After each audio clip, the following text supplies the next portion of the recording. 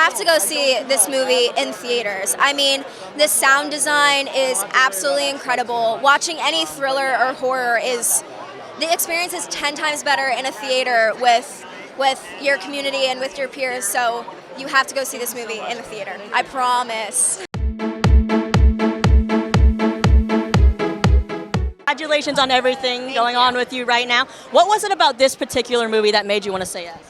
Well, I love to immerse myself in the world of the story that the director wants to tell, and I thought that was interesting that this was a true crime thriller that didn't glorify the killer, that came from the victim's point of view. So that attracted me, and then the character of Helen is someone who really internalizes her feelings, and she doesn't speak up when she's angry, she doesn't speak up when she's sad or has an emotion, and that's very indicative of an era. You know, she's the housewife. And so I thought that, this is someone who probably needs a Valium to be able to make it through her day. Fully dressed, ready to go, hair and makeup done by 6 a.m. and playing that role. And so it was a different time than we live in now, so that was something that I was interested in exploring. A project of this nature, being a thriller, being in the true crime genre with a really layered, complex female lead, had been on my bucket list for a really long time. And it was a really challenging role emotionally and physically, which drew me in immediately. Honestly, I've always wanted to do like a thriller or horror film. So when this audition came up, I was like, I have to go up for it. And I love the story. I love that it was based on a true story and we're highlighting the victim's story. So that was really important, but it is really hard going from comedy to horror. But it was definitely a challenge for me, and I feel like now that I did it, I have like one foot in the door and I can do anything now. So I'm excited. You have such an amazing cast. You're standing next to Larter. You have Sean Astin, one of my heroes, as your dad.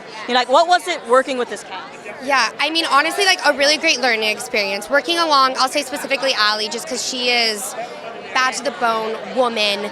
Like getting to see how she navigated a set so like kindly and respectfully, but powerfully. I just felt so inspired being like around such talented people all the time. And Madison, our lead, like showed up every day giving 100%. So it just always made me want to show up and do my best. They're literally the best. I mean, we shot this years ago now. We were kind of on the edge of the end of the pandemic, so we were all testing and quarantining and basically forced to just hang out with each other, right?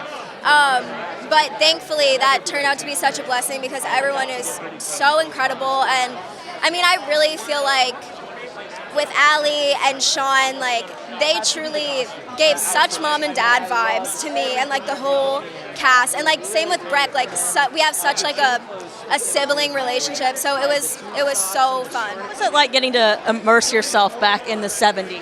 It was really great. I mean, I grew up kind of listening to some of the music that my dad showed me when I was a kid and whatnot, like Creedence and Allman Brothers and 38 Special. So it was nice kind of really diving into deeper things like that. And then obviously the costume was really fun to wear. And especially the gym clothes, that was my favorite, and like the tube socks and the short gym shorts. It's really exciting to see that actors transform into a character in a different way than if they were just wearing modern clothes. And with The Man in the White Van, we had the opportunity to really play with the color palette, those beautiful harvest tones of the 70s to really help create the look and feel of the film through their clothes. What was it about this story or this project that made you say yes? Well, when I first spoke to the woman who the story is based on, and she shared her personal account, I was floored, first and foremost.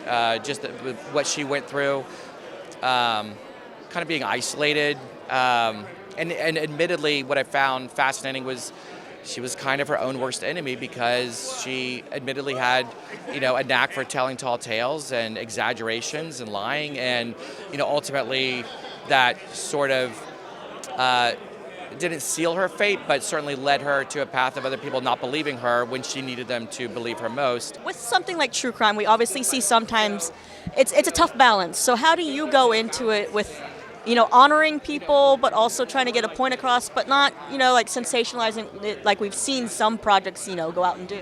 That's a really, really good question.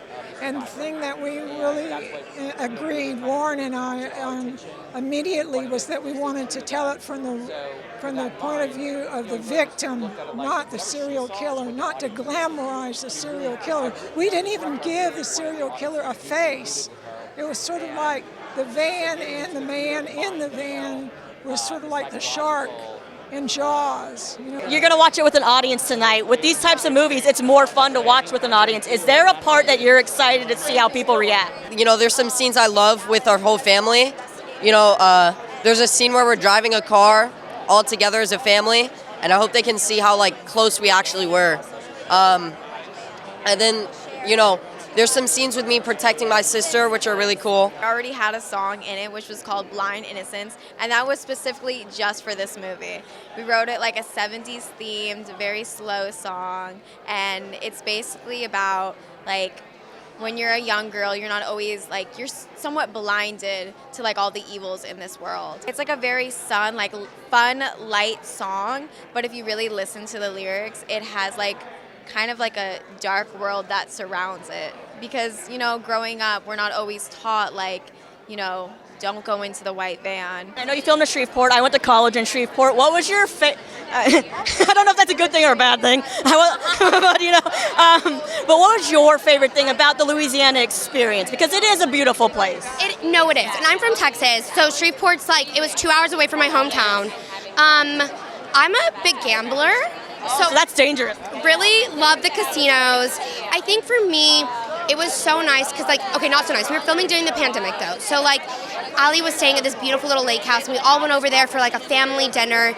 And so we just kind of got to become, like, a little family in Shreveport. So that, when I think of this city, also I played pickleball there, so that was great, too. Honestly, it was probably the house that we shot at. I remember we went to a really cool like historic haunted house in Shreveport. I'm forgetting the name of it now, but that was really cool and gothic and interesting. But the actual house that we shot at, it was such a beautiful property, just like, you know, land for miles, and getting to ride horses out there for the shoot was like my favorite part of being in Shreveport. Yeah, Shreveport's great, and the best thing about it for me was I actually did one of my first movies when I was like 9 called Yeah.